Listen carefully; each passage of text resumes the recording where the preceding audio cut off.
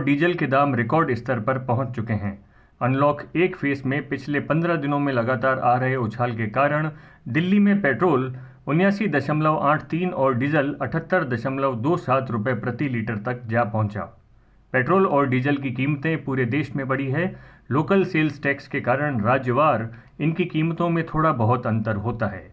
इन दामों का 63% हिस्सा सेंट्रल एक्साइज और वैट में जाता है। मुंबई की अगर बात करें तो वहां पेट्रोल के दाम 86.04 रुपये प्रति लीटर तक पहुंच गए हैं। 14 मार्च 2020 को सरकार ने पेट्रोल और डीजल पर 3 रुपये की एक्साइज ड्यूटी बढ़ाई थी। 5 मई 2020 को पेट्रोल पर 10 रुपये और डीजल पर 13 रुपये की फिर से बढ़ोतरी की गई। केवल इन दो बढ़त के कारण सरकार को 2 लाख करोड़ का अतिरिक्त कर प्राप्त हुआ। भारत में ऑटोमोबाइल इंडस्ट्रीज फिलहाल कछुए की चाल चल रही है। फुल स्ट्रेंथ के साथ प्रोडक्शन शुरू नहीं हो पाया है। ऑटोमोबाइल डीलर्स की स्थिति क्षेत्रवार अलग अलग है।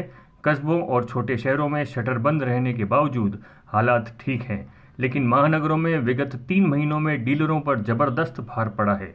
लॉकडाउन खुलने के बाद डीलरों ने उम्मीद लगा रखी थी कि आने वाले महीनों में हालात सुधरेंगे और सेल्स फिर से गति पकड़ लेगी।